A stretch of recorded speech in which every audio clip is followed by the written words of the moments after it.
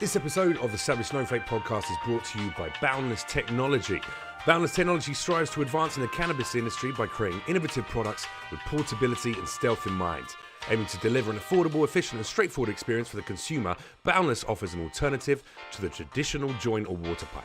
Enjoy the taste, smells and effects of cannabis at lower vaporization temperatures with Boundless Technology products. Use coupon code SAVAGE for 10% off all Boundless Technology products at bndlstech.com. Follow Boundless on all social media at bndlstech. And if you want to show your support for the podcast, head to patreon.com/Savage Snowflake to donate as little as $1 a month. All right, savages, let's get to it.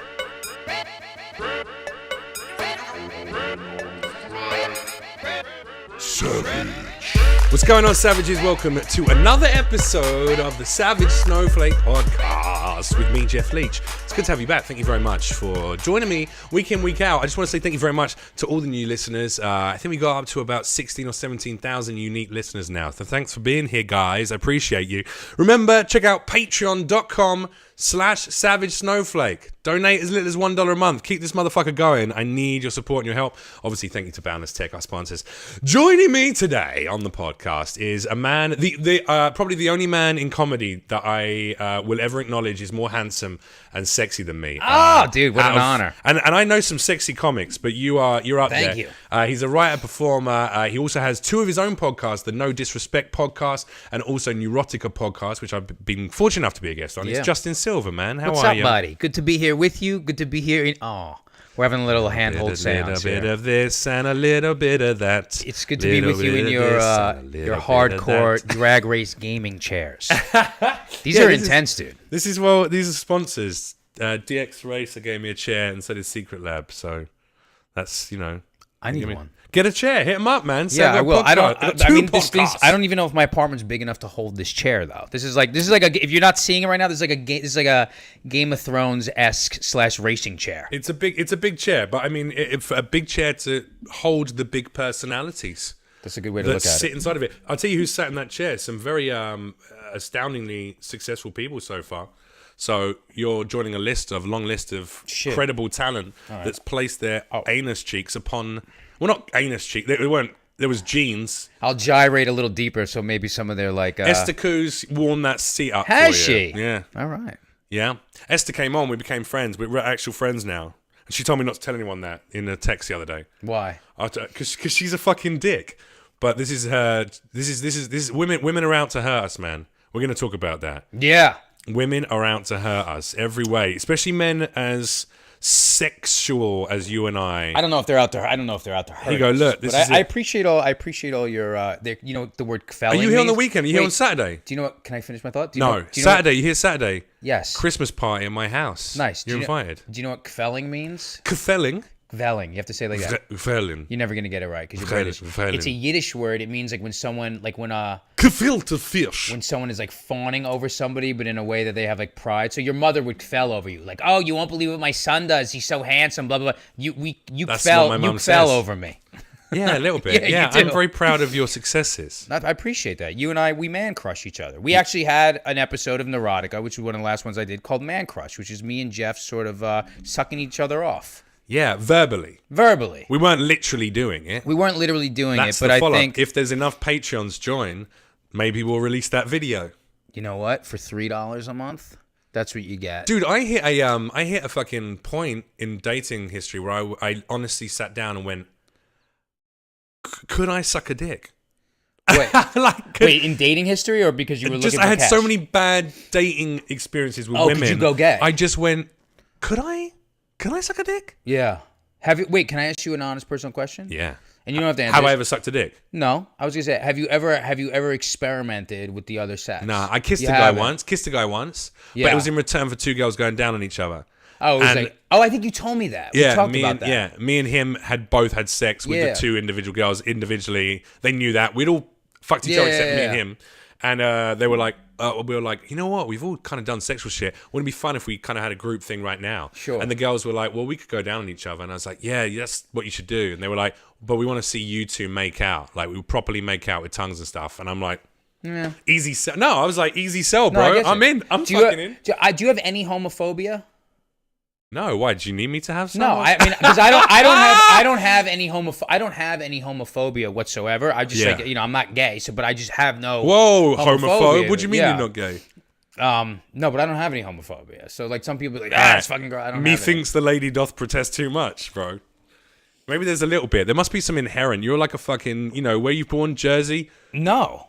You're New Yorker. You're super East Coast. I'm very East Coasty. Queens. Well, I'm born in Manhattan, but I grew up in Queens and back and forth between Queens and Manhattan. But I live in Manhattan now. All right, so you're very New York. But I love LA. There's a little inherent homophobia in every New Yorker, isn't there? No, I don't think so. I'm so metrosexual, and I live in the heart of Chelsea, which is the gayest neighborhood, and I love attention, so I don't give a shit where it's coming from. But I feel like you grew up in an area where when you're a kid putting hair products in your hair, your friends would be like, hey, you fucking fag, what you doing? Hey, Silver, stop putting that shit in your hair, you fucking fag. That actually is true, but let me tell you, I was raised by 3 women and have 2 sisters, and was I was an artist growing up, and my mother's an artist, so they used to call me art fag. So I got so used to just that. I got so used to that I just didn't give a shit, and I embraced all my like art fag. Yeah, that's the name of your episode now. Art fag. We just named it. Oh, I love when you do the American accent. Art fag.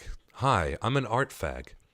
All right. I would like to paint your anus because I'm an art fag. That's pretty good. Dude. Thanks, man. You nailed it. It's like I'm an actor or something. Can you do my accent? Yeah, I can do your accent. It's more. But when I do New Yorkie, I go like, "Hey, generic Italian American. Hey, I'm from the East Coast. I'm fucking walking here. What's your problem? Give me some coffee. Right. Give me some coffee." Well, you spend so much time on the East Coast with all of us. Yeah, but I go to the generic Italian American East Coast. You can't. I can't get the right. You wouldn't be able to get the difference between Queens and Long Island. Nah, man. You don't understand, man. I can't do that. I'm from fucking, hey, Spanish Harlem, motherfucker. You understand what I'm saying, bitch? I come at you, motherfucker. I come at you, bro. You're getting an A for effort and a B- for execution. No, that's still good though. That's not a very good overall score. No, that's what are you talking about? B+ is what, 80? Yeah, it's still an A- overall, isn't it? Probably B+ and an A-. It's going to be at best an A-, at worst a B+. I don't want to be the B guy.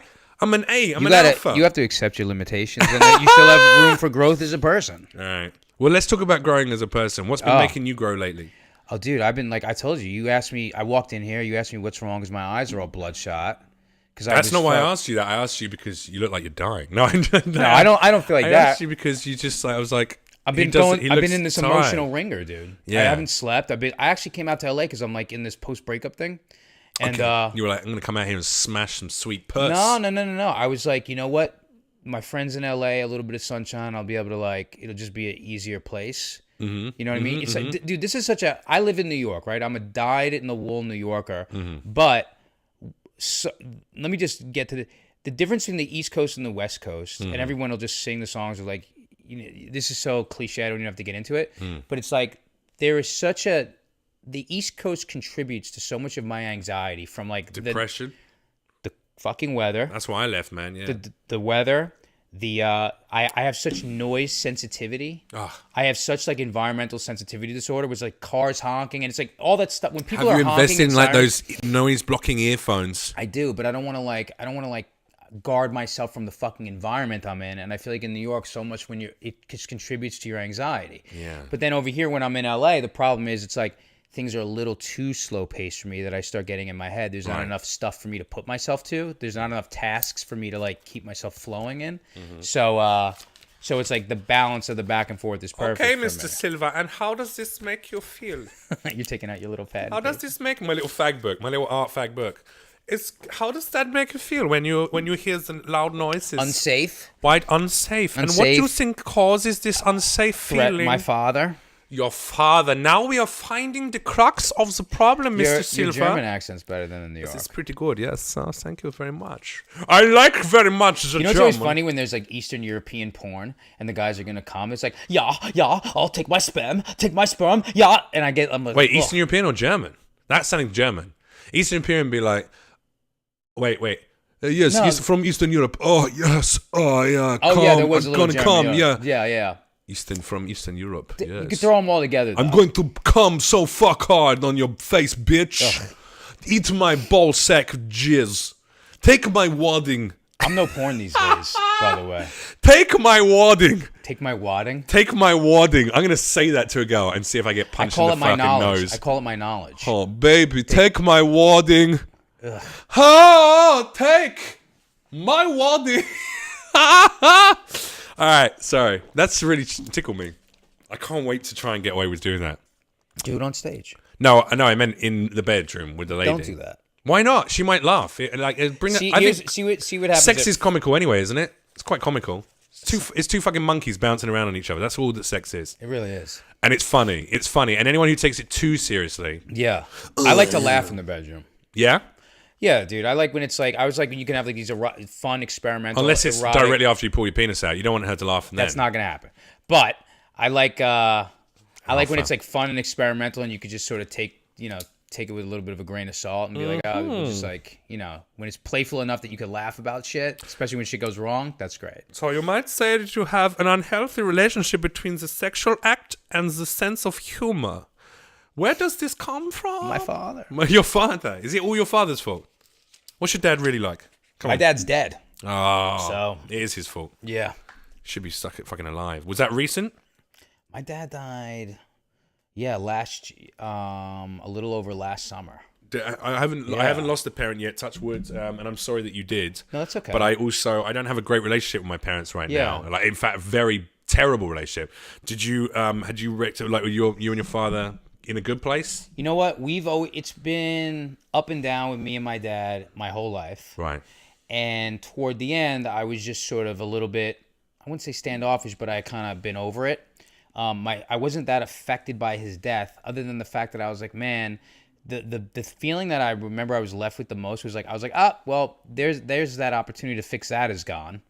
You know what I mean? Not that we could have either tried harder. I missed the opportunity. That's what I don't want to do with my parents. I'm like, I know we fucking all hate each other at the moment, but I also don't want them to die because they're 70. Yeah. I don't want them to die thinking that I didn't love them. Yeah, you know what it is? After my dad died, my relationship with my mom got so much stronger, and my brothers, because I was like, shit, man, all this is like, it's all fragile. I have to sacrifice one to have a good relationship with the other. Or you could either learn from my story here, or you're gonna have to kill somebody. Yeah. Oh my god! It's one or the other. All right, give me the rest of the story. That's it. He passed away, and that pushed you towards your mom going, okay. Me and my mom have always been close, but it just made me realize, like, man, like, you get one time around. One time. And, like, letting resentment and all that shit linger, you're like, fuck, man. So wait, it's if not it's worth one it time, the then end. you're not a believer of reincarnation, then I'm guessing. What do you think happens after we die? Here's how I think about it. Everything is energy. I don't think that you're necessarily like your conscience goes around and it has to fulfill old debts in like a karmic sort of. It's all about energy, bruh. I don't think it has. You have to like fulfill old karmic debts, but I think it's like, listen, nothing gets destroyed. Like no energy is destroyed, just transfers. So it's like you die, you become the worms in the earth, and then those worms like go ahead and they nourish the soil, which makes a tree and all that kind of stuff. But I don't think that like you're going around and around and around. You're not really. You don't get another shot. I don't think so, dude. Do you? No, I think I gain answers when I die, and I know that's a very hopeful prospect. But I think I'm an agnostic existentialist, so I believe there's some greater power, which could just be the connection between people, could be love, could be a god of some sort. I can't disprove that, but I also think that I'm directly, because I probably have an ego, and have to feel like I have some importance. I have a hero complex and an ego, so I think I'm directly related to what happens. So when I die, I think there's like here's your pamphlet explaining everything that went on. And I'm like, oh, now it makes sense. Yeah, I'm a part of this alien race I was sent down there on a little test to check out blah, blah, blah, blah, blah, or whatever the fuck it is. I hope something happens. But then it might be nothing. That's a terrifying prospect to think that Well, you have to think about it. It's kind of like, Bill Burr's got that joke about it. It's kind of like, oh, you know what it's like before you were born? You remember that? It's like, no. He's like, yeah, well, it's kind of like that. Damn right. Yeah, maybe. You're certainly not going to be able to sit outside yourself and look and watch and gain the answers as your own personality. No, I think it's a different set of questions maybe than necessarily like, what was the point of me being there? What does that mean? I don't think it's that. I think there's more of a case of, I just have an understanding. Like you'll just garner an understanding. Maybe it's what people would consider enlightenment. Yeah. Some sense of enlightenment happens. That's a good way to describe it, actually. You know what I was thinking of? I used to be like way into a lot of self-help and a lot of neuroscience-y stuff just to try to... You still are. You seem to be quite proactive with that kind of, your podcast, Neurotica, it's talking to people about their their mental illnesses of Sure. varying degrees. But I'm talking but that's in a little bit more of a grounded way, much in the way that you do, where I realized like I was listening to like a lot of like, you know, Eckhart Tolle is great, and I was reading a lot of Joe Dispenza books about like rewiring your brain and all that stuff, and like Abraham Hicksy shit. And the problem with a lot of that, any of this stuff. Well, the problem with a lot of like that self-help movement, and it got me thinking, where so much of it is about the yoga pants. Yeah, there's no support for your testicles. That's exactly it. You know what? I don't even have to finish it. You know. The harem pants. Like, you have to wear them. If you're going through a fucking spiritual journey, you have to wear ridiculous, loose-fitting hemp clothing. Well, because I think the real reason you're doing it is to try to get laid at those events. So you definitely want something that's going to show you yoga drunk. chicks, man. Sorry, I cut you off. Go on. That's all right. I interrupt all the time, by the way. I know. And it's become like a feature of the podcast now, to the point where the whole podcast I'm going, don't interrupt, and then I do it. And we have a shock on my podcast with Mike Vecchione, No Disrespect. We have a shock collar on me, so anytime I interrupt, I get shocked. That's got nothing to do with interrupting. That's because Mike Vecchione is a fucking freak. No, I'm the one who bought it. Yeah, but so he's I'm the like, freak. He hopes you would. Yeah, there might be a little homoerotic Mike's there. popping a little. But the point of that was like I was like looking into the reason I started Neurotica is because like so much of the like self-help movement is so like it has a catastrophic effect on it because people feel like they're in control of their own ability to change all these things and manifest. Right. And it's not like you can't manifest things. Like, of course you can. You put time and energy into something and things start to... I sat around going, I need Justin Silver on his podcast. I reached out a number of times and look, it's happening right now. Not everybody has the powers of you. I manifested it. Is it because of the chair? Did you chair? just flex your bicep? Is it because of the chair? I just said manifest it and you just flexed your bicep. No, I moved my arm. There's a lot of muscles in there that make the arm move. I feel like it's the DX Racer chair that helps you manifest, ladies and gentlemen. Like, thank you to our sponsor, DX Racer. And you were like, pop. Squeeze. Loved it.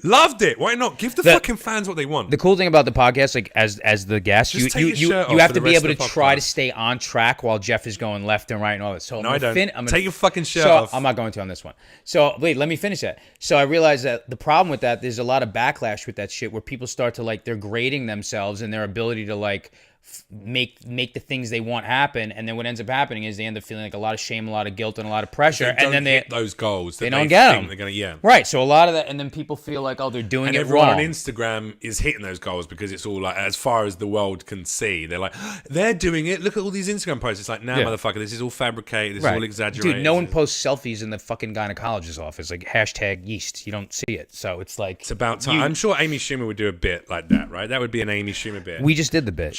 Why do you have to give it to her? We just did it. No, one of her writers would just take it and she'd pretend like she never knew about it. Oh. There you go. Went full circle. Yeah. No, I know what you're saying. There's less honesty. Well, we talked about that extensively on your podcast as well. The idea of how much of a falsified, unrealistic set of goals looking at too much social media sets for people. Dude, I have this thing like I wrote a half an hour of a chunk just by doing comedy from how much thought I put into like social media thing and like comparing and despairing. I was thinking about recently, like I go through this breakup, and the worst thing is when you have to like cut social media off immediately. Yeah. Because it's like I was like, you know, I posted a picture of myself the other day wearing a tuxedo and a fucking soccer trophy I won when I was 7. Like, you lost a real winner here. But it's like you do that whole battle with that other person. It's like no one is ever posting that. She didn't lose one because you finished that, right? That's not what I'm talking about. I'm saying I'm not talking about this relationship. I'm saying in general right. when people do that. I'm saying in general when people do that. But also you're just rubbing it in there. You got to be like, I just think once you stop fucking someone that you had emotions for, you have to just remove each other from social media. You have to. And previously I wasn't of that thought. I was like, we can still be friends, but if one person wanted to stay in it, then you need to like you need to remove it. Yeah, dude, it's all that and social media in general. My addiction to that shit. My addiction to just making sure we can see you. Oh, cool. Look at that. Look at the lines. Hi, look everybody. At the lines. Look at my addiction to that shit and the phone and the fucking likes, the dopamine. It's like that's you know what it is. We didn't have our parents to sort of teach us the limitations of the thing. Of social media. Of this phone in general. Like yeah. we don't really have guidance with it, and it goes so fast. Like everything advances so fast. Dude, fucking... We don't know the implications of utilizing it. It's like vaping. Vaping comes out and everyone's like, "Wow, this is so awesome!" And then they go, "Oh yeah, now everyone's getting wet lung." It's like, oh, now there's this horrendous thing you can get from it. It's like, oh shit, maybe I shouldn't be vaping all day every day. So, dude, like the Instagram whores, all that shit. I'm like, you know, you have to the repercussions of that thing later you'll find on. The official terminology is thoughts. Oh, You can't call them whores. That's very aggressive. What's the word? Also, oh, I didn't mean it's just as men. I didn't mean just as women showing their tits. I meant like Instagram whores in terms of like everybody's like posting. Social media whores. Did you watch that documentary? Yeah, social media. Did you watch that documentary, Although American Meme? I would prefer if they were whores, because I think whoring is a very honest profession. Okay. And the oldest profession in the world. Whereas Instagram thoughts, it's bullshit. Wait, what's It's that word? What's that word? Thought. What? THOT. And it's like, you know what it is? You know what thought is? And it's basically... No, I don't know what they it present is. themselves... Where it's just over-sexualized, like someone who uses social media to use sexuality to garner a fan base, to pretend like they're selling something else other than sexuality. So a girl with her ass out in a little thong, blah, blah, blah. And then... Oh, in a protein bar. And then it goes, yeah. And then the description... And she's like looking over her shoulder in a real coy, sexy way. And then the description says like... Remember that, you can be anything you want if you it's so irritating. That's so irritating. Just go look at my butthole. Why can't they just be more honest about it? Warm, creamy spunk directly into my anus hole. Yeah. And be honest. And then be honest about it. And then a million guys follow you and you go, all right, cool. I got a business now. Yeah. Be honest. Don't lie. That's why I love whores, but I don't like thoughts. Thoughts. Thought. THOT. Come on, man. You're a young guy. You're down with the kids. I didn't know that word. How old are you now? 40. Yeah. You're 40. All right. So, yeah, maybe thought is a younger person's word. Even I shouldn't really know it. It's like me saying lit, which I don't do. I hate that word. I don't say lit. Do you say woke? No. Well, I would say woke, but in a very frustrated manner. I hate the woke generation because they don't know what they're really petitioning for, and they never follow through. They're very hip to a latest idea.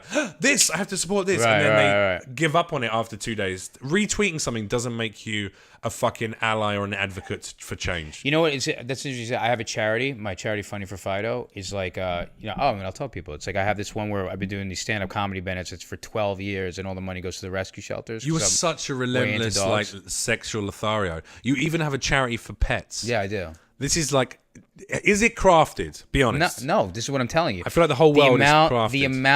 The amount of work that is unsexy, unfun, boring, and monotonous that I've been to putting those events on, and we've raised hundreds of thousands at this point, is like... That's how he bought his house. There's so many times there's so many, right. No, we give it all away. I don't take any prop. There's so much just boring, mundane, monotonous shit that it's like, it's just, it's not fun and not sexy when you're just doing the grind of something that you care about for the bigger picture. You it's get not. to say I have an animal fund. I do get to say that, but at the same time, it's like I said that.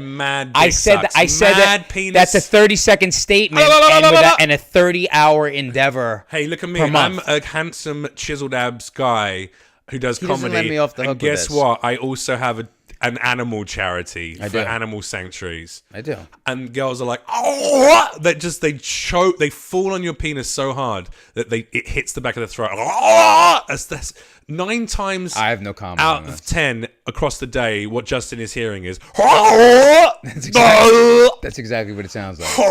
They have as deep a voice as you. And there's just a group of dogs lined up in the background just watching, like, yeah. Daddy's at it again. Gonna make a new puppy. Daddy's at it again. Oh, Sorry, I'm trying to get comfortable. you should get comfortable. Be careful you don't knock that wire out. Though. Well, I don't know. How far does that have to be? No. Where it is right now is a really good location from your face. It's a good location distance from your face. Come on, man. There's a bit of performance in all of that, I think. And I'm not saying you don't. I know you love animals. You do. Yeah, deeply, I do. Worryingly deeply love. No, I do. I've had TV shows for animals, but there's a bit of performance in every single thing. Release this. I'm sorry. No, I'm comfortable like this. I'm comfortable this way. Okay. I saying like this. But I made you protect yourself by no. I'm not closing my heart by crossing my arms. This is like a very comfortable position for me. It's an excuse to touch those fucking forearms. There you go, buddy. Rub it in. No. There's a bit of performance in everything I do in terms just because I like performing and I'm I don't want to say a narcissist anymore. I don't think that, but I'm definitely a narcissist. No. I really started researching. Listen. I started researching narcissism and the difference between someone who likes a lot of attention and legit narcissism. I started research. Like I was like, comics for the most part, if like they're sensitive, feely people care about it, it's not the definition of narcissism. I know how you and I nickname it, but that's not legit narcissism. I know legit narcissists.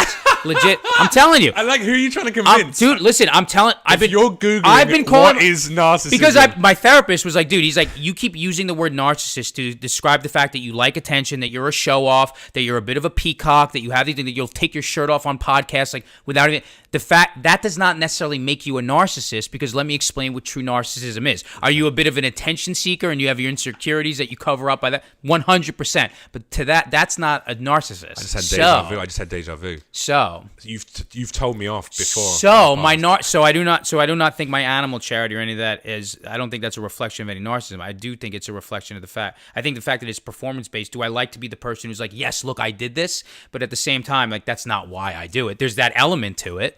There's the element of when you're doing the show, it's like, it's great to hear the applause and people are like, oh my God, look, he did this noble thing. But it's like, why shouldn't, but I'm like, yeah, there is that. But at the same time, I would do it anyway. This is a lot. I'm giving you the honest truth. I know you are, but you didn't think I had all this energy when I came in because I have these tired eyes. Listen, this machine can't be stopped. It won't be stopped. I opened up a can of worms with a not at all question about narcissism. See, you went on a rant there a little bit. Was that a rant? A little ranty, yeah. I don't know if it's ranty, and I don't even think I was being defensive in it. I don't. Okay. Do I feel defensive? Very defensive. No. I'm passionate. See, here's what you don't understand about New York Italian fucking Jew Italians is that we get when I get passionate about something, the volume goes up. I get very animated. It's not even that. It's the nuance of what you're saying, which is it's you're defending. No. I'm joking. I'm using comedy constructs to basically go, come on, Justin, you got the muscles and the dog fucking saving dogs' lives. Absolutely, that's going to get your dick wet as more often. It's a funny thing to say, and it's true. It is true. In it, but I know you don't do it just for those reasons. No, of course. But also the way you're so passionately like. No. I'm impassioned. No. I'm impassioned about the fact that I learned. I'm impassioned about the fact that I learned the other day that I've been referring to myself as a narcissist, and my shrink was like, dude, that's not the word to be using for that. You're not a narcissist. Self-absorbed. That's the word. Yes, but that's a better way to say it. Yeah. Self-absorbed is a much better way to say it than a narcissist. Yeah. So I'll agree with that. Yeah. But you're also very giving with your emotions as well, which is quite. Narcissists don't really do that. They don't really show their insecurities, or they're not aware of their insecurities. Sociopaths don't show any emotion, really. They don't show that they care about anyone. They have to learn emotion. Sociopaths have to pretend they have emotion. Do you know what's interesting about that? Well, actually, sorry, that might be people with psychosis. I'm not sure. No, you're right about sociopaths. I was reading this book. You know how people are always like psychopaths maybe don't have any empathy. Psychopaths, sociopaths. No, they're similar to each other. There's similarity. They both have path at the end. Psychopaths, sociopaths they don't feel remorse. Do you smoke weed or empathy? No, I don't. It makes my head go crazy. Right. I started taking kratom, dude.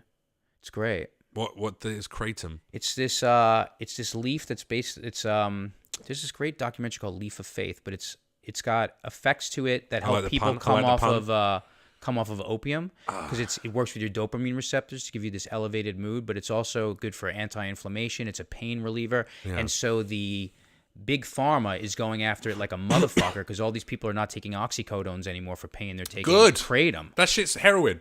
I know, but this is a version of it where it's totally natural. It's got no negative side effects to you. There's not really an addictive.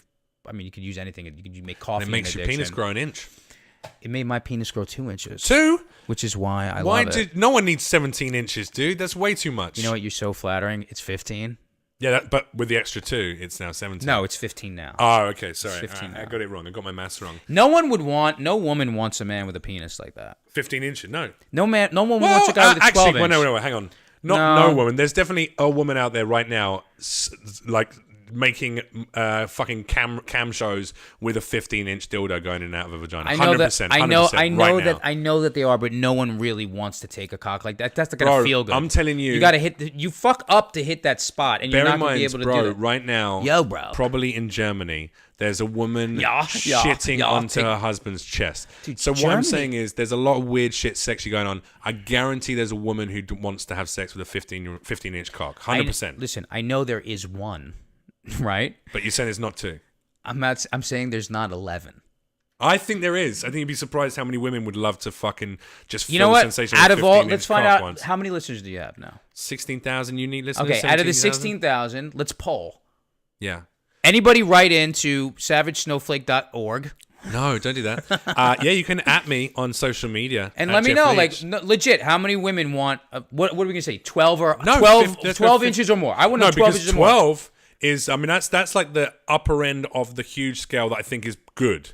Like, because you can, with a 12-inch cock, no, you can throw. This big. Bro, but you can, with 12-inch cock, you can use 9 inches of that cock. How big is your penis? 9 inches. Do you know, Liv? And I go to the hilt with a lot of women, and they like it. After a little while, you have 9 inches? Yeah, and it's not painful to them to have like all of my cock inside of them, unless they're very, very petite girls. So I'm saying, if you had a 12-inch cock, you could give a girl the 9 inches without really any trouble, and then you got a couple to spare. 15-inch, that's where we're talking like that's like an oversized. That's a ridiculously oversized penis. That's almost 3 times the national average. You know? What's that? 7, 4? Something like 5.5 or something in this country. Yeah, the American. Yeah. Americans have got smaller cocks than the English. Just so you know. Siri, how big is the average penis in America? The average length of an American erect human penis is 15.4 centimeters, according to a 1996 study by Hunter Wessels and others. Okay. How much? 15.4 centimeters. Hang on. How many inches is 15.4 centimeters? It's 6.06 inches. Oh, there you go. American? Check the English one. Check the English national average. The British? Okay. How many inches is the average British penis? I didn't find anything. No, we don't even have penises. It's because I did it in inches, and they have the metric system. Oh, okay, all right. Yeah, Wait, is that metric? Does that count as metric? Yeah, Wait. just check. What's the national average of a English? What's the national average for the British penis? I don't know what you mean by. What's the national average for the British? It's the British that's throwing them off. What's another way to say it? In the UK? Oh. What's the national average for a penis in the United Kingdom? I don't know what you mean by. Fuck, dude! National average for. Can you ask it? Why does she not want to? Wait, what? Let me see here. How big is the average penis in the United Kingdom? Sorry, I couldn't find anything on the web. You dickless fucks. Wait, Why do our penises not exist? how I'm big very is the upset by average Chinese penis? I didn't find anything. Dude, they know that. No, How did I word it a minute ago? No one's found How did I anything word it a down minute there. ago? Wait, hang on a sec. I'm just going to do this. Male penis size, penis average size. Do per nation. Let's bring up a graph. Per nation, yeah, here we go. Yeah, let's have a look. Here we go. Thank you for the The delivery. US hovers near the bottom, clocking in at number 61 out of the 85 that are here. All right, let's have a look. Size Africa. matters. Africa's not. That's a continent. Let's have a look. Orange. England's orange. United Kingdom is 5.5 inches according to this study, and the United States is 5.1 inches according to this study. Yeah. Where's the biggest ones? The greens? Let's have a look where the biggest ones are. Biggest ones are Congo, 7.1. Yeah. Venezuela, 6.7. Ghana, 6.8. Black guys. Ecuador, 6.9. But it's still in the sixes. I'm bigger than all these averages. I'm really happy about this. Ladies. Sure. China, 4.3 inches. That's a bummer. Do you ever use Thailand, 4 inches. That's because most of them cut them off. Do you ever use India, 4 inches. You ever use like Chinese condoms because they're really thin like the Komodos, Japanese but they're Chinese so condom. tight. It's like a finger trap. They really are. Yeah, but United Kingdom, we're the same with Ukraine, Turkey, Spain, all 5.5. New Zealand, 5.5. Canada, 5.5. Canada, 4 inches bigger than United States in this one. Afghanistan, they got 2 inches on the Americans, apparently. Afghanistan? Yeah. Sorry, man. All right. But Ecuador, 6.9. Bolivia, 6.5. Love that. What's the biggest one? I mean, the biggest The one Congo. is definitely the Congo. 7.1 is the national average. Imagine most guys are walking around with a 7.1 inch cock. Can I tell you, I have That's friends, pretty fucking good, No, man. that is good. I have friends who like my friends who have like Go small. Congo. My friends who have small dicks and like, dude, as white guys, we know what other because we joke around gay all the time. We know Also, what I other look dicks are. at penises in the fucking so do I. toilet because Dude, I my like friends who making have- people feel inadequate. My friends who have my friends who have small dicks have such fucking dick insecurity that comes out in other ways. Yeah, man. It's a bummer. We got that BDE. Big dick. Big dick energy, bro. I was gonna say big dick esteem. Well, this is definitely going to dispel the concept that you and I have homoerotic tendencies. Two guys sitting on a podcast looking up the average penis size. Well, if I wasn't doing it with you, I'd be looking it up by myself alone. What's Mike Vecchione like with the homoerotic stuff? Is he cool won't. with it? You know what? Does he not play? So we just bar mitzvahed him on No Disrespect. Aaron Berg completed the bar mitzvah. No. Was Rich it? Voss. Oh, Voss did. Yeah. Sorry. Did you watch the little clip? I watched little clips on it. Yeah. So he had to do a few things to become Jewish. Voss. He had to. Good one. Voss wants to play my dad. He texted me and said he wants to play my dad. In what? He said, whenever you get cast in a big Hollywood movie, I'm going to play your dad. So then, how tall was your mom in this movie? Because Voss is shorter whatever than me. Bonnie McFarlane's height is, probably. I told her you get to be my mum now, and she didn't respond to that. I was like, all right. Are you friendly with them? Yeah. They can tolerate you. Yeah. We made him do a bunch of things on that podcast. He had to order a sandwich from the deli and Jew them down, which I can say because I'm Jewish. Jew them down $1. He got $1 off, didn't he? He had to get $1 off. And he said next time you come in there, you have to pay full price. And then he had to do a bunch of things like light a menorah, say his Haftorah, but I was like, you have to prove that you're circumcised, and you're circumcised, and he wouldn't pull it out, so we had to do it in terms of food comparisons. I just got sativa oil on my trousers, on my trackies. Oh, you got the oil? On my trousers. That's gonna I'm be not a pain. gonna lick it off. You don't Stop. have to. You don't have to. I'll let you snort it off after we finish the podcast. But look, now I'm gonna have a sticky patch all the way through this podcast. That's okay. Dude, you know what? And my grandparents, my grandma's family died in the Holocaust. Maybe the two of you can have a conversation about how tough life is. Wow. I got real dark real quick. What's she like? Is she single? She's 94. Did she live through the Holocaust? My grandma did. Her family was murdered when she was 15 in her house. That's super fucked up. And has she talked to you openly about it? Oh, we've talked. Yeah, they were gonna. Steven Spielberg sent the Shoah Foundation over, and they were like videotaping her for months because they wanted to make a movie about her and my grandpa's life. But it was like she was like, just they don't want to. You don't want to relive something like that. Yeah, I know all those stories, but those are like my bedtime stories. She'd be like, my grandfather and then we would were in never a box. talk about World War II, okay. for instance. No, I'm ahead. just agreeing with you. Why was your what was he in World War II? He was an RAF pilot, but he won't talk about the shit that he got up to because I think he killed a lot of people. He was bombing the submarines. Yeah, my grandfather too. Yeah. As a Brit, by the way, you saw The Darkest Hour, obviously as a actor. No. You did not? What's With that? Gary Oldman playing No. Winston Churchill? No. Dude. Is it good? Gary Oldman's great. I used to have sex with a woman that he used to have sex with. He used to. He was really? cheating. Yeah, he was cheating on his wife with this girl, and then she Hottie? was sleeping with me. Yeah, she was a very sexy girl. Wait, does his wife know that, or did you just out that on your Snowflake podcast? You fuck. I mean, I don't give a fuck. You should. He was the one doing it. Nah, fuck it. He was the one doing it. Don't fuck people behind your wife's back if it's not okay. Oh, come on. What are you? You're a fucking angel? No, exactly. And if I was fucking someone behind my back, then someone went, "Yeah, I'll have to go." Okay. Have you? Were you ever? I've never been a cheater.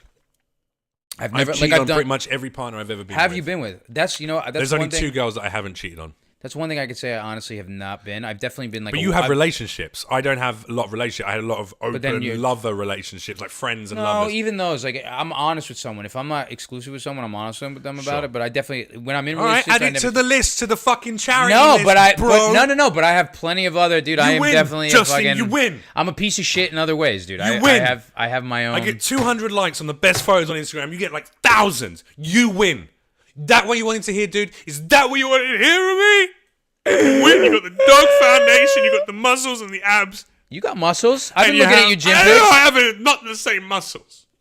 You win, bro. I've been looking at your gym pics. It's dude. not a competition, but if it was, you won. All right, thank you. And that's okay. It is okay. It's okay to be second best. It's okay to be a loser. And one day I'll believe that. So anyway, yeah, you were saying that you... What? What were you saying before we... I mean, what, an hour ago? No, a second ago. What was I saying? We were talking about... Your muscles? They look great. No, before that. The Darkest Hour. You're always honest. You're always honest about... No. Oh, I'm honest with that. I've never cheated. I'm like, if I kind of want to be half in, half out, I'm like, I'm not really ready to commit to this thing. I got a big guilt thing with cheating, but there's plenty of other fucked up. So much fun though, isn't it? No.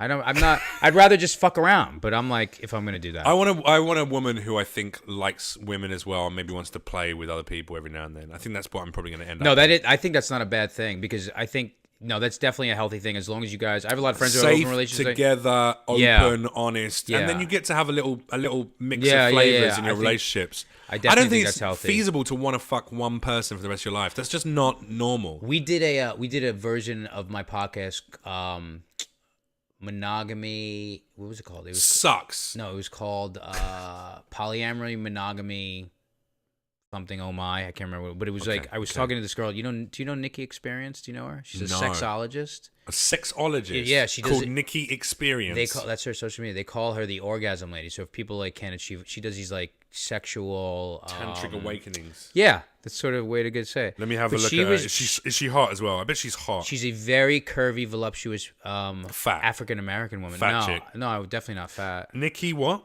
Experience, Nikki- Nikki Experience. Oh, N-A-K-K. She's got a very sexy social media, but it's also very much to, Nikki Experience. or maybe it's the Nikki's. The touch experience? No.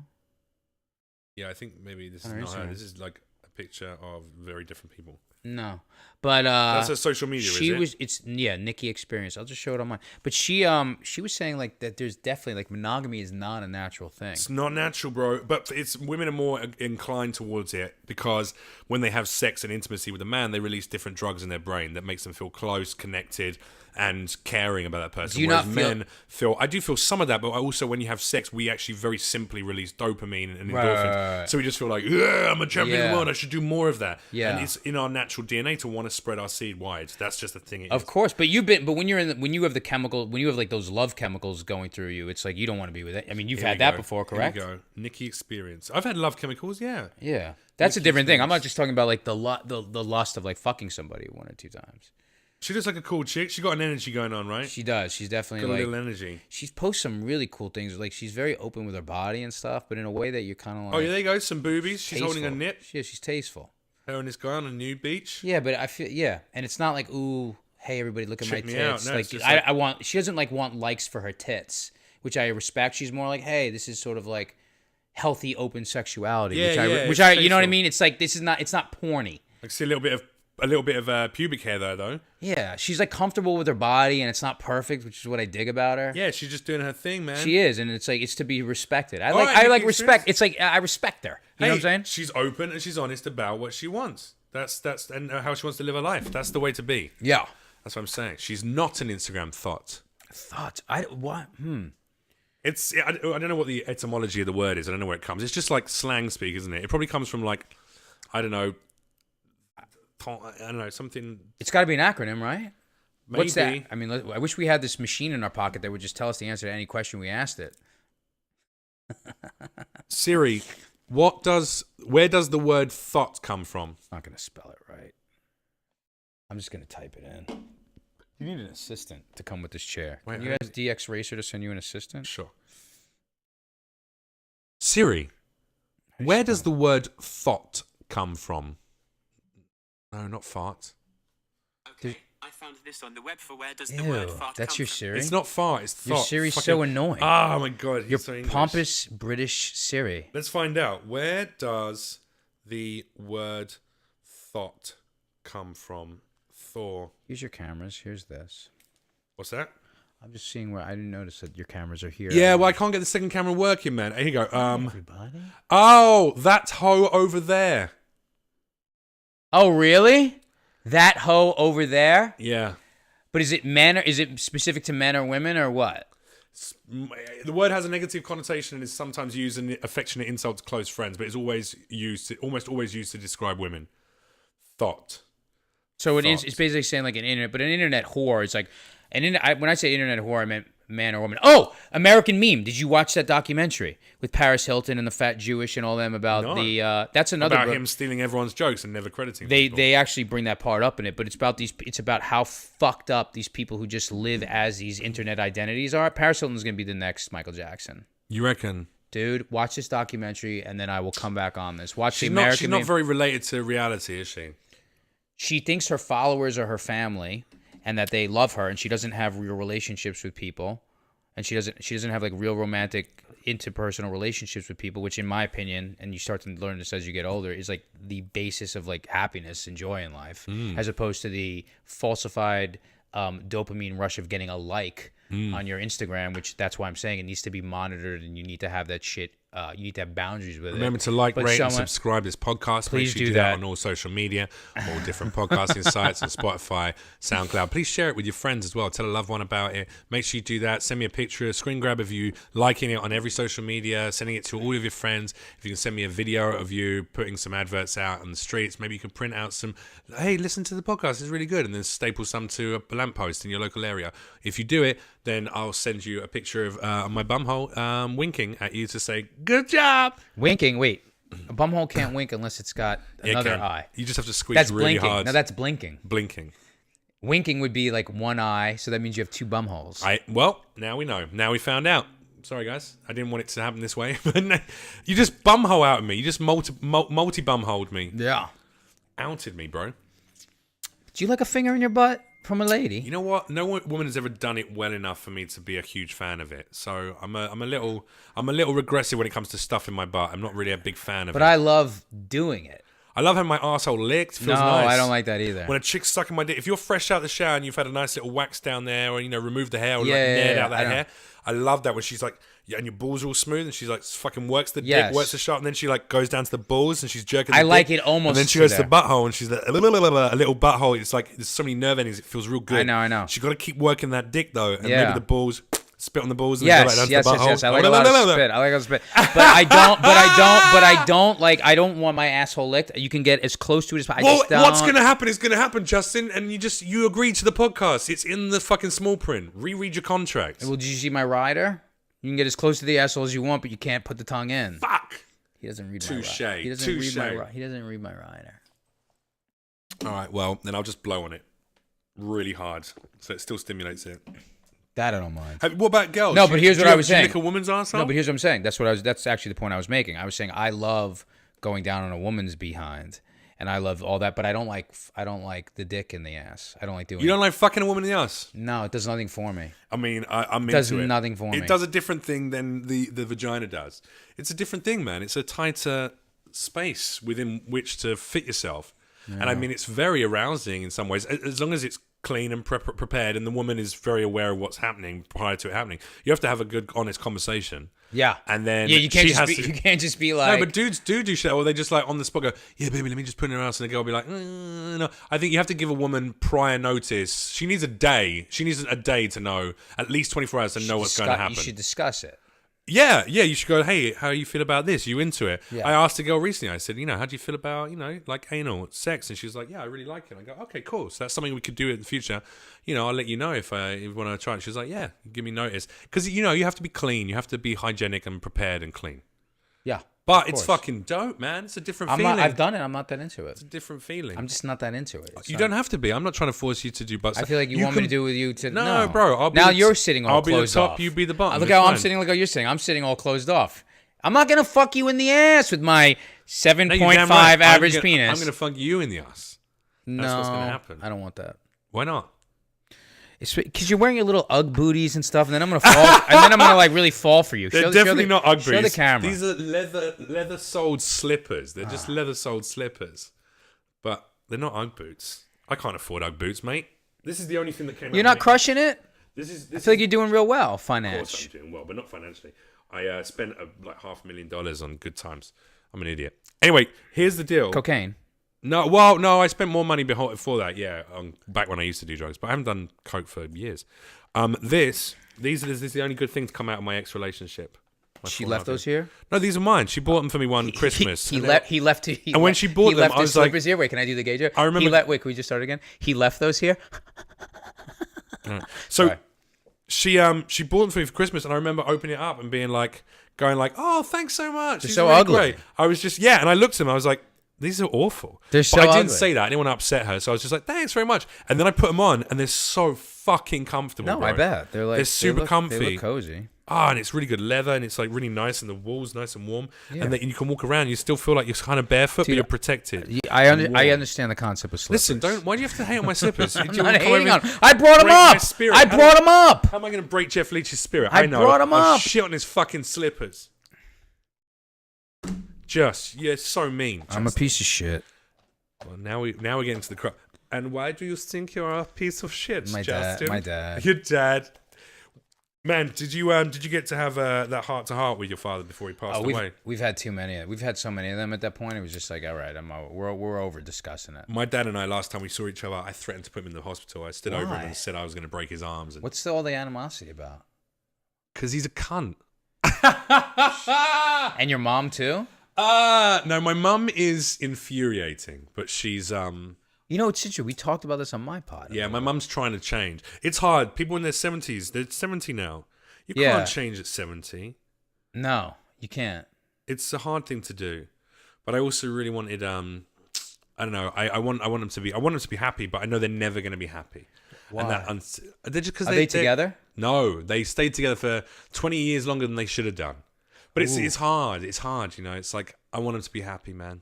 But they're not going to be. I already know they're not. So what I have to do is I have to make peace with understanding who they are and what they can and can't change, which is a lot. And then I need to compartmentalize that enough so that I can go, okay, I just have to accept them as they are. And that takes a lot of restraint from myself. And then I have to make sure I never become that.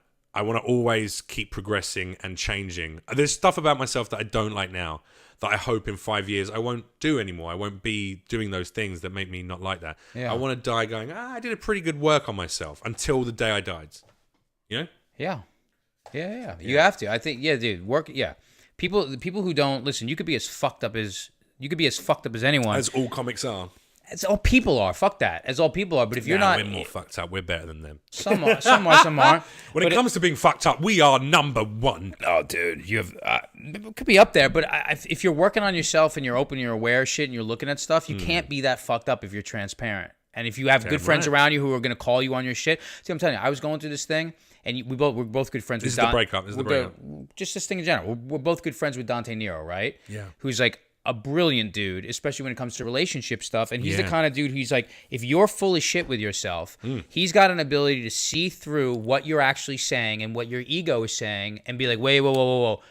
This is the voice that's talking in your head, and here's where your actions are. And he'll like, dude, he puts it's rare to find friends. This is our friend Dante Nero, is a comedian in New York. He has a podcast called The Beige Phillips Show, and he also does like life advice. He's a coach, life coach, private consultations, predominantly about relationships, and he's brilliant. He's brilliant. Yeah, he fucking nailed it on the head with like he was. I don't agree with everything Dante says though. I don't, but he knows me well enough that it's like if I'm like, yo, where am I if you're seeking to find the truth in yourself and you're like, what did he tell you? What did you find out? He told me like where my ego needed to be in check and where like, you know, you need to be less self-righteous here and more legitimately righteous in this other area. Like he was legit like, dude, he had me crying. I was like, fuck, you're right, dude. You've had a few cries lately. It's the same one. Oh, it's the same cry? Yeah, it was. I was telling you, that was who I was talking to before I came over here. Okay. But I hadn't cried. I hadn't cried in years. I love a good cry, man. Dude, how often can you do it?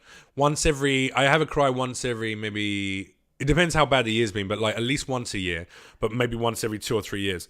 And dude, women can do it all the time. It's so good. It's like, I've been repressing so much. Women can do it. Women can fucking cry. Women can cry, and it's just... That's great. I find that as a gross generalizations about the genders, but yes, women do, because they're more emotionally adept, they're able to process, compartmentalize, and release emotions as a more, you know, boom, boom, boom, regular occurrence, so it doesn't build up as much, whereas men hold that shit in. I can't remember the last time I had a good cry. I think I'm overdue one. I'm probably going to have a good cry at some point. I don't think I hold shit in because I'm a talker. It's just the way my filtering process works is like, I don't think things get to the point where they build up that much until like it's more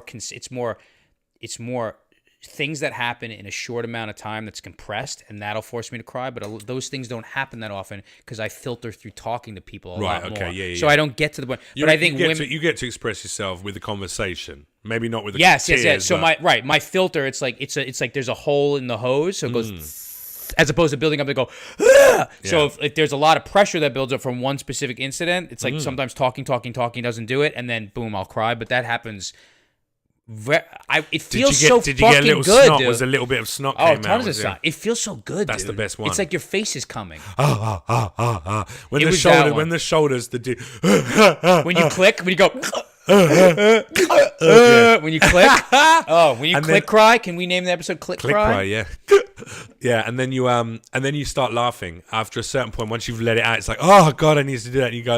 Yeah, you get to the next why thing. Why am I even crying this one? Oh. Yeah, I love that. Yeah. Yeah. I need one of those at some point. Yeah. I'm gonna schedule one in for like February. I think that's when I'll really get down on myself again. Yeah. Around February, I'll have one of those good cries. I'll film it. I'm gonna send it to you. You get depressed in February? No, I'm just joking. I think another 2 months and it'll come out. Nice. Building. I can feel it building already. FaceTime me when you're doing it. Yeah, you know how I know? Look at Jeff, he's such a pussy. Well, I can tell by how much I cry watching heroic movies. So whenever I have a hero complex. So anytime I see like a What's Marvel, your hero complex? like rather than a you're god a superhero? complex, I don't think I'm in charge of everything. Blah blah blah. But I think I could save everyone. I don't want to be God. I want to be Jesus. You know what I mean? That kind of thing. Do you do that with people, like your friends? Like you try to like fix everyone? Yeah. Ah. And help everyone. And I would be, nothing would make me happier than the nuclear bombs to drop and us to go into a post-apocalyptic world where I go, right now my purpose is to keep people alive and survive and build a community and help people out and be the Rick Grimes. I want to be Rick Grimes in The Walking Dead.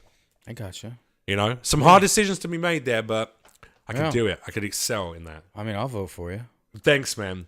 Yeah, maybe that's what I should do, is like at one point make a difference to the world with, some kind of political activism or whatever. That could be. Isn't that what you're doing with your podcast? You're trying to like reach people, not just for like your narcissistic Nah, man, I'm just trying to kill endeavors. 2 hours every week. Am I going to have to sit here for 2 hours? We're 2 hours? No, Oh my no. God. I do 2 a week. Oh, okay. Release good. 2 a week, man. I don't have 2 hours worth of fucking yapping in me. I'm not that good. I used to do one on my own, and then, I just talk for an hour.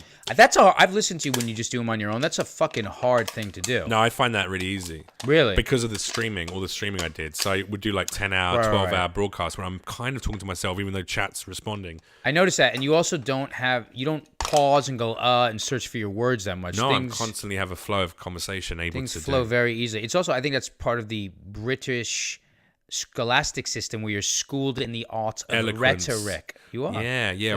We have eloquence. We have a vernacular that maybe isn't as readily available to American kids. I don't know. Yeah. But there's a lot of very bright kids in this country too. I mean, Asian, mostly Asian right. kids, mostly Asian kids.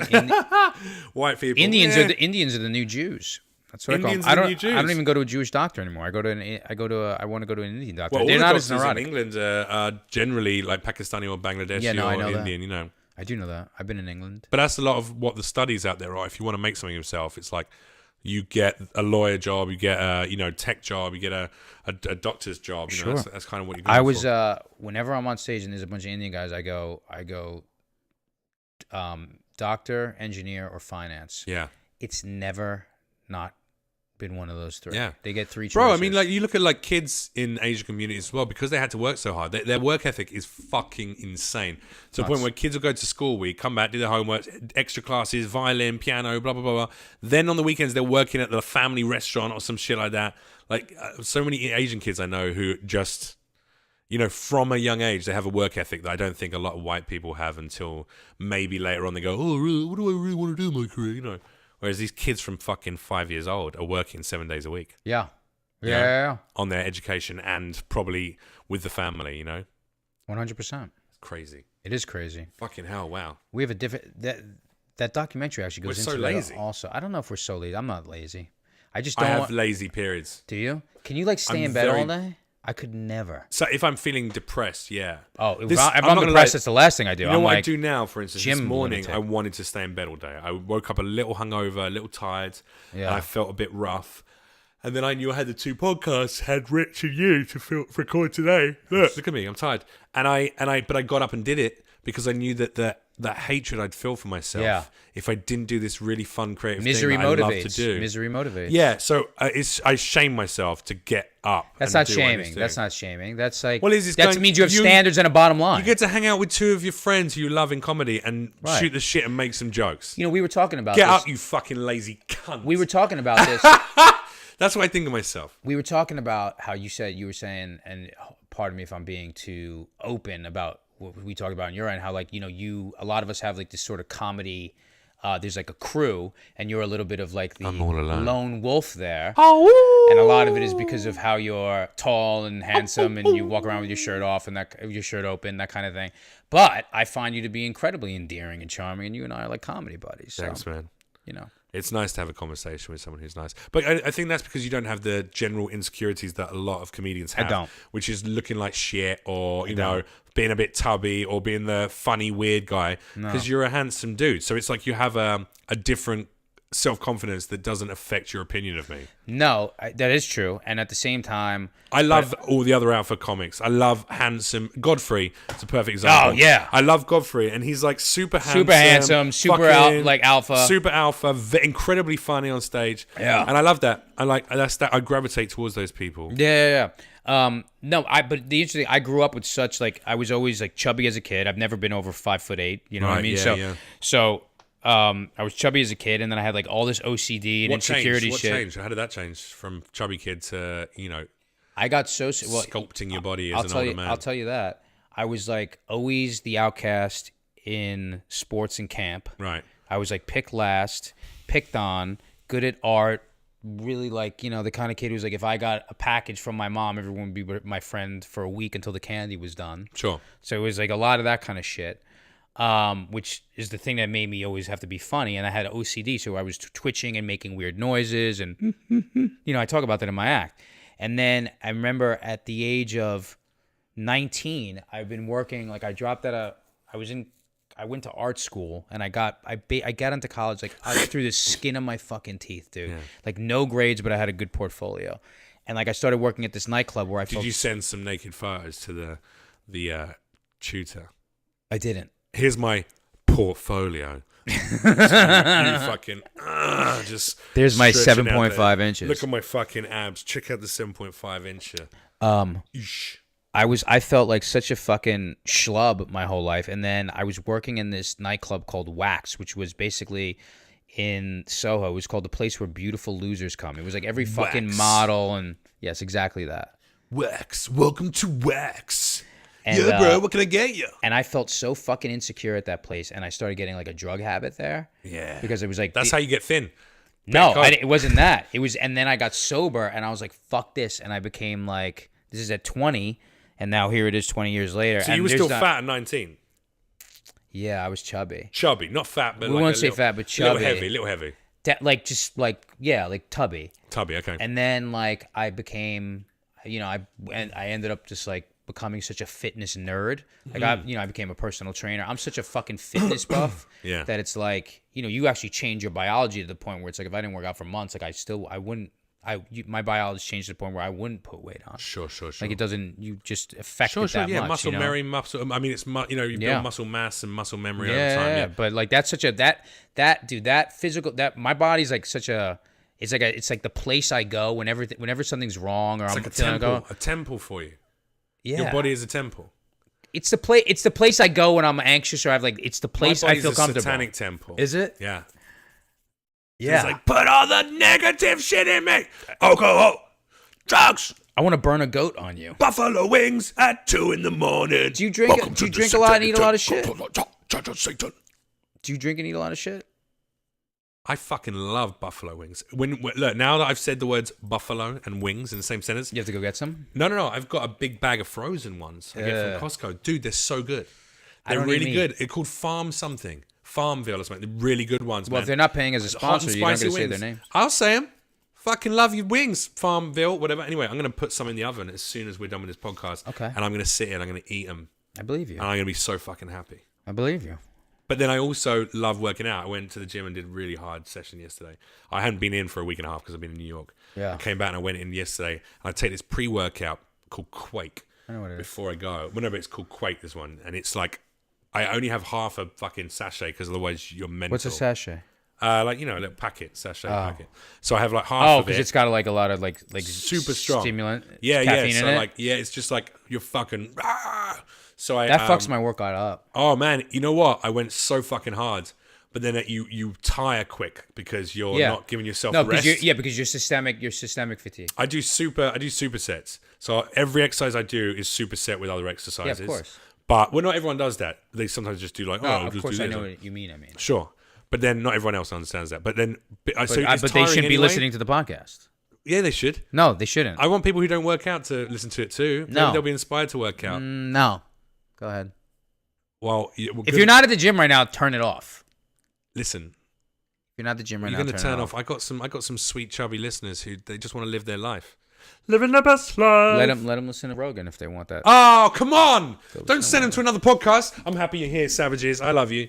Even if Justin doesn't. I love you all. My point being, it was a long-winded point. The point being, fucking, you get all het up, you hit this fucking boom craziness, and then I power out that workout. So I have an extreme life where I'll eat extreme shit and I'll drink a load of vodka and eat wings and just feel like this is a Tuesday. Why am I doing this? But then I'll also go the next day and go so fucking hard out on my workout that like yeah. But I feel good today, man. Got a little pain in the chest. Tomorrow's gonna be I worse. love the sore, right? But I take the BCAAs after I work out. I always take a fucking handful of 5 of those. So I like to get the repairs. I'm ready. I'm back in. Mate, I might be like the strongest man you've ever seen by the new year. You're the sexiest man I've ever seen. No, I mean, that's already true. That's okay. I can't believe you haven't seen The Darkest Hour, dude. Nah. That's unbelievable. Gary Oldman, he didn't gain any weight. It was all makeup. It was one of the most fantastic makeup jobs you've ever seen. And he's fat in it. He plays a fat character. character. Can you Google Gary Oldman? Gary Oldman. Put it on my phone, yeah. Gary Oldman, Darkest Hour, and just watch a second of it. Bro, I'm going to watch the film. The Brits are just the best as acting. Like, the Brit, like him, Christian Bale, Daniel Day. Wait, or is he? Daniel Day's Irish, I'm sorry. Daniel Day-Lewis is Irish, yeah. But, we're in the same area. But so there you go. Tom Hardy, I mean... Yeah, he's unreal in The Darkest Hour. Gary Oldman, not Gary Coleman. Why did I write Gary Coleman? Because I'm a fucking idiot. In The Darkest Hour, it's kind of racist, though. That's funny. Gary Coleman. Gary Oldman in The Darkest Hour. Oh, really? This is him playing Churchill? It's him playing Churchill, and Bro, it's all prosthetics. I couldn't believe that wow, wasn't real are you fucking fat. serious? Dude, play it for 1 second just so you could see. Well, I'm looking at a photo of him, bro. Like, it's easy to look at his face and really look at that. I mean, that's unbelievable. That's right? incredible. Yeah, I mean, like prosthetics now got. That was half the thing when they did it because he was like, "I'm not going to gain weight to do this at my age." He didn't want to do it, and it was just there was this that's fair. guy from Japan who lived across the street from his house. There was the makeup artist. He was like, "If this guy can do the makeup, then I'll do it." But dude, watching that, first of all, that movie, because we were talking about World War II, man. That guy, Winston Churchill's a fucking badass. The Nazis would be running this planet right now. We shall fight them on the bridge. We shall fight them on the beaches. We shall fight them on the blah, blah, blah. Yeah, man. I love Churchill. What is some famous? There was a quote where a lady came up to him and said he was a fucking arsehole or something. Blah blah blah. You're gonna be this. You know you'll never be. You're a drunken old fool or something. She called Churchill. him. Yeah, and he said, yes, madam, I am. But in the morning I shall be sober, but you shall still be ugly. That is funny. It was like he was a fucking savage. Yeah, he was a badass. Sounds like a bit of a cunt as well, though. But I mean, we needed that. It was wartime England. That's a great. He needed to be a little cunt. He needed to be a little unrelenting. That's a great aspect of the personality in the film. Oh, really? Yeah. They capture that. One of the best, and cinematography wise, and just one of the best movies I've ever seen. One of the best films ever made. One of the Justin best. Silver, stamp of approval. That's your theme tune. Do you not have like drops that you use on your podcast? Like dun, dun, dun, dun. We have like drops. Whenever I do, I have my drop, the Justin drop. Can I yeah, play your Justin drop. Let me see if I have Get a the copyright fucking license on me. No, you won't. I own it. Keep Justin Silver, keep going, and I'll drop a Justin drop. Justin Silver. See if I have my drop. Justin Silver. Because they just sent me a new one. Ladies and gentlemen, Justin Silver. Oh my Chugga, god. chugga, bad boy. That could be one of your sound effects. Every time you say something that's really bad, chugga, chugga, bad boy. Justin Silver's sexual body. Yeah. Justin Silver's sexual body. Drop. I don't know. Drop your pants. I don't know. There's an option. This is derailing rapidly like whilst you try and well. find this like little bit of audio. Let's do it. This is so long. What is this? Justin. Anxiety, Jewish. That's the Justin drop. Whenever I say something funny on my podcast, that's what you hear. Justin. That whole thing. Yeah, we do funny Bro, shit. that's so long. You talk through it, though. Don't fucking criticize how we do things. We have a big production team. I've got 11 people in the studio. I don't need to show off. I've got no one in here. I know. It's in my front That's why room, you don't have a drop. And yet it still works pretty good. Justin Silver. It's funny. But it's so long. It's all right. Every time you say something funny, you press that. We do it once per episode. It's got to be the funniest part. And do you dance when that? My shirt. You take your shirt off and always. you fucking. You see my fucking Instagram. You know what I do. N-word. Yeah, you take the shirt off a lot. I deleted all my topless photos because I started doing some jobs for Disney and stuff, and I went, you know what? Maybe I shouldn't have this on there. All the photos of me with my ass out. You know, stop flexing your pec. It's so. I'm not. It's when I move my arm, dude. My body's gonna move. Muscles are made to move your fucking body around. So if I move my arm, my fucking chest is gonna move. What do you think? Like, move your arm. What happens? It's like, I can do it. What do you think the point of the chest muscle is? To move the fucking bone. It's a very distinct muscle. The pec. To move the pec, you have to like actually right. And I focus on moving the pec. Kind of leaned up and then it moved. What do you want me to do? You're just trying to turn me on. Stop trying to turn me on. If you don't want this dick, stop fucking hitting on me. Stop teasing me, you Give it fucking to me. asshole. Give me all 9. Bro. I'll take 3 out of the 9. Yeah, man. All right. Hey, this is fun. I always have a great time talking to you, buddy. 10 past 1 hour. We did an hour and 10 minutes. Yeah, I hope Feel people like liked it. Yeah, I mean, it got weird at points. But weird is like, I feel we're honestly just weird guys. Tell me what you got coming up, man. Well, I have No Disrespect, my podcast with myself and Mike Vecchione, which is on Gas Digital. It's also on iTunes and anywhere you download podcasts. Spotify, SoundCloud, all that good business. All those, yeah. I just realized it was on Spotify. I didn't even notice that, but really funny shit. We're doing really well with it, and I love it. It's a project that I love. I have Anxiety Attack, which is the third Thursday of every month at New York Comedy Club's new East Village location. It's me bringing you the funniest, the funniest, most neurotic comics in New York City. And then on January 25th, I'll be opening for Vic DiBattista at the College of Staten Island. And then I'll be at Uncle Vinny's in Point Pleasant, New Jersey from January 23rd to January 26th, which is such a fun venue because it's BYOB and a good little restaurant. And it's like big enough that you could have fun, but small enough that it's intimate. So, and then just a bunch of other shit. If you go on my social media, it's at I am Justin Silver on all platforms. And my website is IamJustinSilver.com. You did that so succinctly. It's almost like you have 3 podcasts of your own. I do. Oh, and I'm starting Neurotica up again because I paused it. I'm going to do it with like me and a therapist. So it's got like a funny but a legit sort of bit more of a scientific take on it as well. Yeah, definitely. Like what's going on with your neural pathways and all that. We have another shit. one of these Boundless CF710s to give away. So if you want to win yourself one of these fantastic smoking apparatus, just tweet at me how many inches is too much inches of the penis. That's what I want to know. And then maybe a doodle attached to it, a photograph of a doodle of a penis decorated as something. You know, like you could draw. Well, it's Christmas. So or how draw about like a cock and balls, but then you could do it as like a unicorn, or you could do it as a panda bear, or you could do it as like a banana, or put little colorful circles on it, so it's like Christmas themed. There you go, boom, like, boom. Those would be the Christmas cock. Yeah, and you have like the ornaments. A wreath, is the word I was looking little for. Angel at the top. Yes, of it. yes. That's so draw a penis and decorate it. It's the most childish thing I've ever requested of my audience, and yeah, I think it's going to be some of the most fun. And then send that to me on at Jeff Leach on Twitter or at Jeff Leach on Instagram. You can DM it to me, and I'm going to post all the best entries, and we'll do a little vote. And then I'm going to give away one of these. It's worth a few $100 actually, so you're going to get yourself some great kit, and we just mail it to you because of our friends at Boundless Tech. Check them out, bmdlstech.com. And also check out the Patreon. Tell them to check out the Patreon. Check out the Patreon. If you give $3, what the fuck was that? Check out the Patreon. Patreon. If you give $3 a month, you will get me and Jeff J.O.ing each other. Yeah, our videos. Yeah. Our I'm J.O. down for that. videos. All right, we'll have to do that after this now. Great. That's another 15 minutes of work. Yeah, you can do as little as $1 a month. You know, maybe $5 a month. Cost of a beer for 8 episodes. There's about 10 hours of entertainment you get every single month from me. On here, so please support patreon.com/Savage Snowflake. That's it. I love you guys. Thanks for joining me. I'll see you next time. Peace. Justin Silver, thank you very much. Thank you for having me. Roundhouse.